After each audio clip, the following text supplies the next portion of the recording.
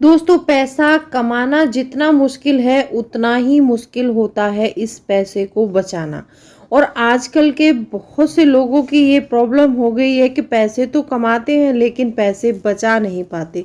तो आज की वीडियो में कुछ ऐसे इम्पोर्टेंट टिप्स शेयर करने वाली हूँ आप लोगों के साथ में कि जिससे आप जो पैसा कमाएंगे उसको इजीली बचा पाएंगे। तो चलिए स्टार्ट करते हैं वीडियो को। Hello friends, welcome back to my channel. कैसे हैं आप लोग? आई होप आप बहुत अच्छे होंगे और सेहतमंद होंगे और आप लगातार मेरी वीडियो के साथ भी बने हुए होंगे।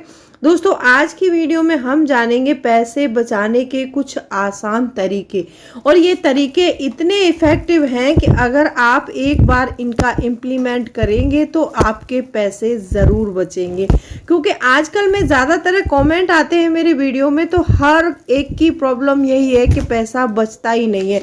वो लोग सोचते हैं कि हम कम कमाई करते हैं तो इसीलिए हमारा पैसा बचता नहीं, जबकि ये बात बिल्कुल भी सच नहीं है कि हम कम कमाते हैं। ये फ़र्क नहीं पड़ता कि हम कम कमाते हैं या फिर ज़्यादा कमाते हैं, फ़र्क ये पड़ता है कि हम बचाते कितना है। अगर पैसे नहीं बचते हैं, आपके हाथ में भी पैसा नहीं टिकता है, तो आज मैं ये आपको 7 उपाय बताऊंगी। अगर आप ये करेंगे तो आपके पैसे ज़रूर बचेंगे। तो वीडियो बहुत इंपॉर्टेंट है, वीडियो के अंत तक ज़रूर बने रहिएगा। और अभी तक आपने चैनल को सब्सक्राइब नहीं किया है तो आपसे एक नम्र निवेदन है, सब्सक्राइब करिए अपने इस चैनल को और बेल आइकन को भी ज़रूर प्रेस कर दीजिएगा ताकि ऐसी ही इंटरेस्टिंग वीडियो की नोटिफिकेशन आपको मिलते रहें। दोस्तों, वीडियो पसंद आए तो एक लाइक ज़रूर कर दीजिएगा और लाइक ज़रूर कीजिएगा। ये आपसे मेरी एक रिक्वेस्ट है, क्योंकि वीडियो को लाइक करना बहुत ज़रूरी होता है। आपके एक लाइक से हमें बहुत ज़्यादा मोटिवेशन मिलता है। तो चलिए स्टार्ट करते हैं वीडियो को। सबसे पहला पॉइंट आता है, किसी दिन कुछ भी खर्च नहीं करना। आपको महीने में एक दिन ऐसा ज़रूर रखना है कि जिस दिन आप कोई भी पैसा खर्च नहीं करेंगे। क्योंकि बहुत से लोग ऐसे होते हैं कि जिनको ज़्यादा खर्च करने की आदत है और वो लोग अनाप शनाप बहुत सारा पैसा खर्च करते हैं, तो उनको ये एक दिन ज़रूर करना चाहिए।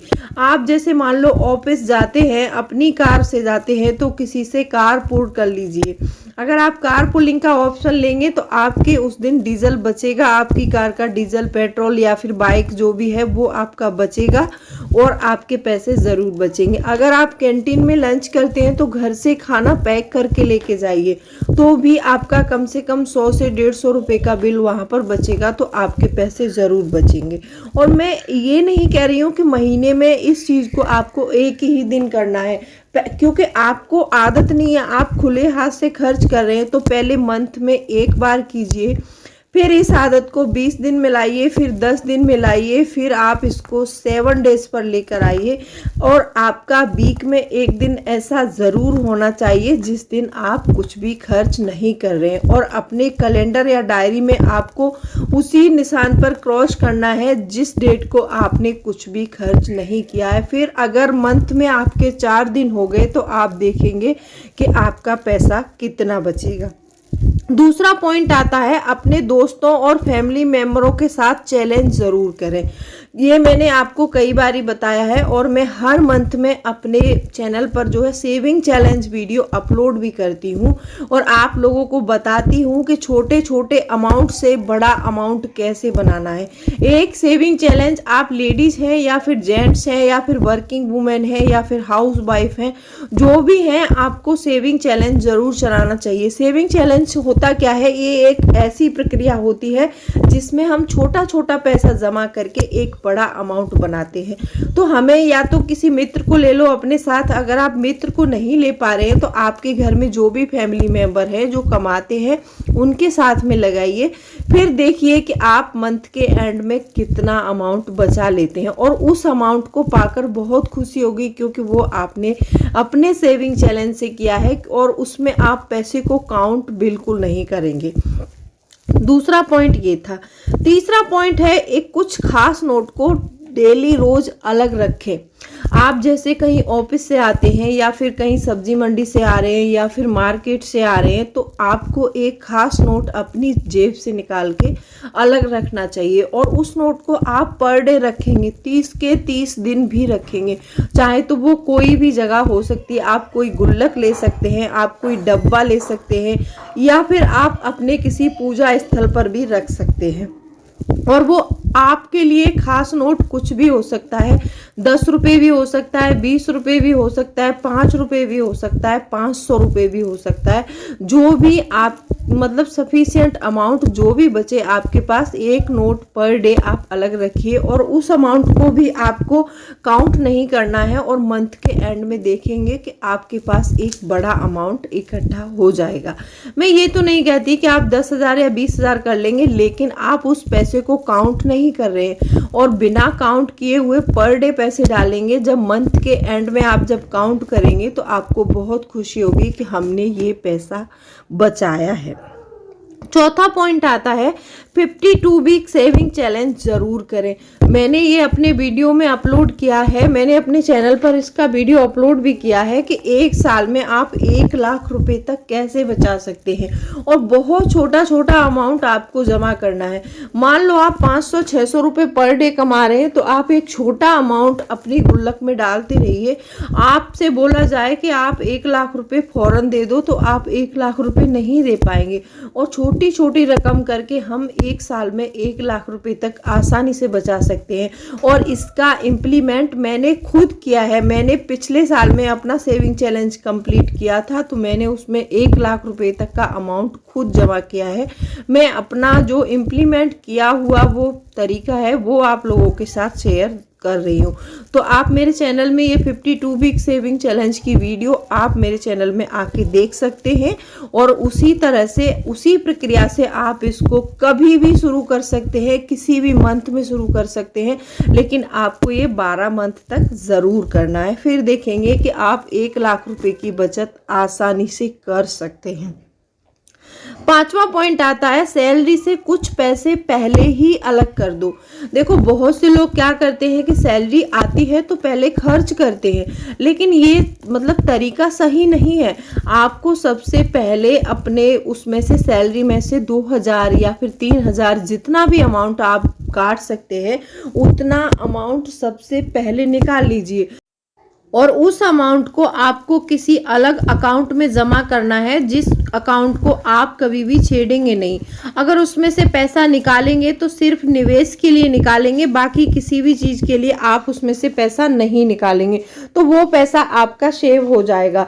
और सेविंग को भी एक खर्च मान के चलिए कि हमारा हर मंथ का 2,000 रुपये का खर्च है जिसको हम सेव करते हैं और आपको हर महीने में पहले बचाना है, बाद में खर्च करना है। अपनी सैलरी आने के बाद पहले पैसे बचाइए और बाद में खर्च कीजिए। ये तरीका सही होता है और ये तरीका सही नहीं है कि आते ही हम खर्च करना शुरू कर देते हैं, सोचते हैं फिर जब पैसा जो बच जाएगा उसको सेव करेंगे, तो ऐसे पैसा सेव नहीं होता है। क्योंकि मान लो हमारे पास 10,000 रुपये आए और हमारे माइंड में सिग्नल है कि हमारे पास 10,000 रुपये हैं, तो हम उसके अकॉर्डिंग खर्च करते हैं। अगर हम उसमें से 2,000 रुपये पहले ही निकाल देंगे तो हमें लगेगा कि हमारे पास सिर्फ 8,000 है और हम 8,000 के अकॉर्डिंग ही अपने खर्च चलाएंगे, क्योंकि जितना ज़्यादा पैसा हमारे हाथ में होता है उतना ही ज़्यादा खर्च होता है। तो इसीलिए आपको हमेशा सबसे पहले सैलरी में से पैसे निकालने चाहिए, उसके बाद खर्च करने चाहिए। 6वां पॉइंट आता है कि कभी कभी अपनी खुशी के बारे में भी सोचें। देखो हमें लाइफ जीनी है, ये नहीं है कि पैसा ही सब कुछ है, ऐसा नहीं करना है हमको, ये नहीं समझना है, क्योंकि ऐसा करते करते हम भी लाइफ से बोर हो जाते हैं। आपने देखा होगा कि छोटे बच्चों को हम हमेशा किसी काम के लिए मना करते हैं तो बच्चे उसी काम को ज़्यादा करते हैं। तो जब ज़्यादा रेस्ट्रिक्ट भी नहीं होना है, ऐसा नहीं करना है कि बस हमें 100 रुपये हमने तय किए तो हम 100 रुपये ही खर्च करेंगे, ऐसा ना करें। लेकिन ऐसा भी ना करें कि हमने एक वीक में, मैंने बताया आपको कि आपको नो स्पेंड डे रखना है, तो एक वीक में आप ये एंजॉय डे भी मत रख लेना। ऐसे महीने में एक बार, जैसे मान लो आपको मूवी अच्छी लगती है तो आप मूवी देखने जा सकते हैं। आपको बाहर का खाना ज़्यादा पसंद है तो आप महीने में एक दिन जा सकते हैं, क्योंकि महीने में एक दिन आपको अपने मन की भी ज़रूर करनी चाहिए। और क्योंकि लाइफ में फ्लेक्सिबिलिटी होना बहुत ज़रूरी है। अगर फ्लेक्सिबिलिटी नहीं होगी तो आप भी चिड़चिड़े हो जाएंगे और उस काम को ज़्यादा दिन तक कंटिन्यू नहीं कर पाएंगे। तो एक दिन ऐसा भी रखना है जिसमें आपको अपने मन की करनी है। 7वां पॉइंट आता है, ये उपाय बहुत ज़रूरी है, आपको ज़रूर अपनाना चाहिए। डेबिट कार्ड और क्रेडिट कार्ड से दूरी बना के रखें, क्योंकि ये क्रेडिट कार्ड एक ऐसा खर्च होता है कि ये हमको पता नहीं चलता, पैसा बहुत ज़्यादा खर्च हो जाता है। जैसे मान लो हम किसी मॉल में या फिर किसी भी शॉपिंग ऐप पर हैं और हमें पता नहीं है कि हम यहाँ पर कुछ भी लेने नहीं आए, हमें लग रहा है कि हम बस थोड़ा सा सामान लेंगे और चले जाएंगे, और घूमते घूमते पता चला कि हमने बहुत सारी शॉपिंग कर ली। ये जो प्लास्टिक मनी होता है, प्लास्टिक मनी बहुत ज़्यादा खर्च हो जाता है हमारे हाथों से, क्योंकि हमें पता नहीं चलता, वो दिखाई नहीं देता है। तो इसीलिए जब भी हमारी पेमेंट आए तो हमें शुरुआत में अपनी शॉपिंग के लिए या फिर कोई चीज़ हमें पसंद है वो काम कर रहे हैं, उसके लिए हमें एक अमाउंट निकाल के रखना चाहिए, जो अमाउंट हमारा कैश में होगा, और उस अमाउंट को हमें फिक्स करना चाहिए कि हम इस मंथ में इतने रुपए की कोई एक चीज़ खरीदेंगे या फिर परचेस करेंगे, तो उसके लिए हमने अमाउंट फिक्स किया है। तो उस अमाउंट को आप निकाल के अलग रखिए और उसी के अनुसार खर्च कीजिए। ऐसा नहीं है कि हमारे पास डेबिट कार्ड और क्रेडिट कार्ड है तो हम बहुत सारा खर्च करेंगे, तो ऐसे पैसा बिल्कुल नहीं बचेगा। और मैंने ये आपको 7 तरीके बताए हैं। बहुत से लोग बोलते हैं कि हमारे हाथ में पैसा नहीं टिकता है, तो ये 7 तरीके आप ज़रूर इम्प्लीमेंट कीजिए तो पैसा ज़रूर टिकेगा। कैसी लगी वीडियो कमेंट सेक्शन में ज़रूर लिख दीजिएगा और वीडियो को लाइक भी ज़रूर करिएगा। तो चलिए मिलती हूँ अगले वीडियो में, तब तक के लिए bye bye, thanks for watching. और कोई भी क्वेरी है तो आप कमेंट करके पूछ सकते हैं।